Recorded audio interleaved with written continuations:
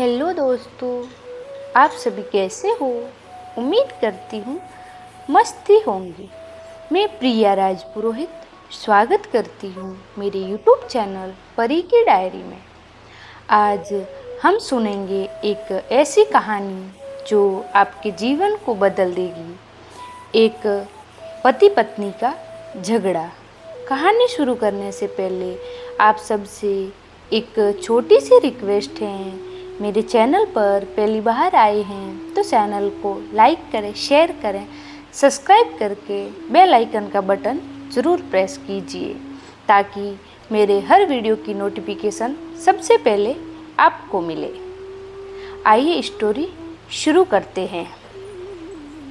पारिवारिक जीवन में पति पत्नी के बीच झगड़े होना कोई नई बात नहीं है। ये झगड़े कभी कभी छोटी मोटी बातों पर होते हैं तो कभी बड़े मुद्दों पर भी हो सकते हैं। ऐसे झगड़ों का असर न सिर्फ पति पत्नी के संबंधों पर पड़ता है बल्कि पूरे परिवार पर भी इसका गहरा प्रभाव पड़ सकता है। यह कहानी एक ऐसे ही पति पत्नी के बारे में है जिनका नाम राहुल और सीमा है। दोनों की शादी को करीब 10 साल हो चुके थे। शादी के शुरुआती सालों में दोनों के बीच बहुत प्यार था, लेकिन धीरे धीरे उनके बीच छोटी छोटी बातों पर झगड़े होने लगे। राहुल एक प्राइवेट कंपनी में नौकरी करता था और सीमा एक गृहिणी थी। दोनों का जीवन साधारण था लेकिन खुशहाल था। उनके 2 बच्चे भी थे जिनकी देखभाल में सीमा का दिन भर का समय गुजरता था। राहुल ऑफिस के काम में व्यस्त रहता था और जब घर लौटता था तो उसको चाहता था कि घर में शांति और सुकून हो। लेकिन सीमा जो पूरे दिन घर और बच्चों के काम में लगी रहती थी, चाहती थी कि राहुल घर आकर उससे बातें करें, उसकी परेशानियों को सुने और उसकी मदद करे। एक दिन जब राहुल ऑफिस से घर लौटा तो उसने देखा कि घर में हर जगह बिखरा पड़ा था। बच्चे खेल खेल में सामान इधर उधर फेंक चुके थे और सीमा रसोई के काम में लगी हुई थी। राहुल को ये देखकर गुस्सा आ गया और उसने सीमा से पूछा, पूरा दिन घर में क्या करती हो? न घर साफ है न बच्चों का ध्यान रखा गया है।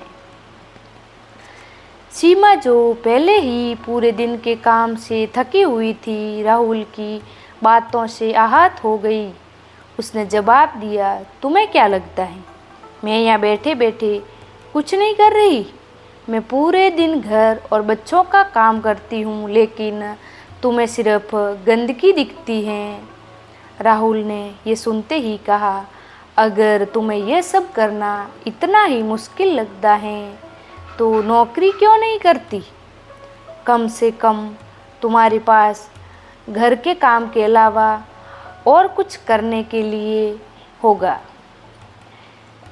ये सुनकर सीमा का गुस्सा भड़क उठा। उसने जवाब दिया, मुझे नौकरी करने का शौक़ नहीं है। मैं घर संभालती हूँ, बच्चों की देखभाल करती हूँ।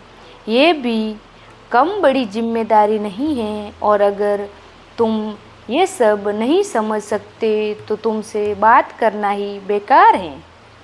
दोनों के बीच की बहस अब झगड़े में बदल गई थी। राहुल ने सीमा को जिम्मेदारियों नहीं निभाने का आरोप लगाया, जबकि सीमा ने राहुल पर उसकी मेहनत को न समझने का इल्ज़ाम लगाया। दोनों के बीच की दूरी दिन ब दिन बढ़ती जा रही थी। इस झगड़े का असर उनके बच्चों पर भी पड़ने लगा। बच्चे अब डरने लगे थे और उसके सामने बोलने से भी घबराते थे। घर का माहौल तनावपूर्ण हो गया था और ये बात न सिर्फ राहुल और सीमा के रिश्ते को बल्कि पूरे परिवार को प्रभावित कर रही थी।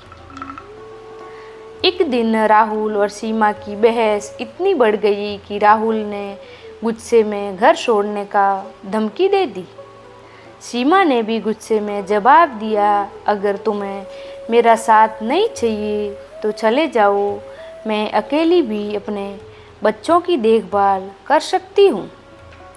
राहुल ने अपना सामान पैक किया और घर छोड़कर चला गया। सीमा अंदर से टूट गई थी, लेकिन उसने अपना गुस्सा जाहिर नहीं होने दिया। उसने बच्चों को संभालना जारी रखा और अपनी ज़िंदगी में व्यस्त हो गई। कुछ दिनों बाद राहुल को एहसास हुआ कि घर छोड़कर जाने का उसका फैसला गलत था। उसे अपनी पत्नी और बच्चों की याद सताने लगी। उसने सोचा कि सीमा के बिना उसका जीवन अधूरा है, लेकिन उसे डर था कि अगर वह वापस जाएगा तो सीमा उसे माफ़ नहीं करेगी। वही सीमा भी अंदर से टूट चुकी थी। वह अपने बच्चों के सामने खुद को मजबूत दिखाने की कोशिश कर रही थी, लेकिन वह जानती थी कि राहुल के बिना उसका जीवन बहुत कठिन हो गया है। वह भी चाहती थी कि राहुल वापस आए, लेकिन उसके आत्मसम्मान ने उसे राहुल को बुलाने से रोका था। कुछ दिनों बाद राहुल ने हिम्मत जुटाकर सीमा को फ़ोन किया। सीमा ने फ़ोन उठाया, लेकिन कुछ नहीं बोली। राहुल ने चुप्पी तोड़ते हुए कहा, सीमा, मुझे माफ़ कर दो। मैं जानता हूँ कि मैंने गुस्से में आकर गलत बातें कह दी। तुमने हमेशा परिवार को संभाला है और मैं तुम्हारी मेहनत को नज़रअंदाज कर रहा था।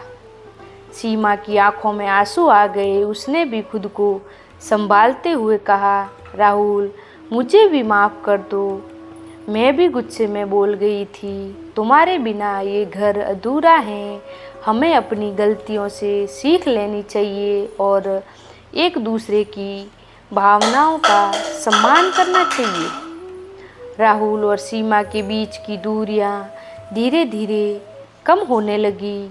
दोनों ने महसूस किया कि उनकी लड़ाई का असली कारण उनके बीच की संवादहीनता थी। वे एक दूसरे से बात नहीं कर रहे थे, अपनी भावनाओं को छुपा रहे थे और इस कारण उनके बीच गलतफहमियां बढ़ती गई। राहुल ने घर वापस आने का फैसला लिया। घर लौटते ही उसने सीमा से कहा, हम दोनों को अपनी गलतियों से सीखने की ज़रूरत है। हमें एक दूसरे की भावनाओं को समझना चाहिए और अपने रिश्ते को मजबूत बनाने की कोशिश करनी चाहिए।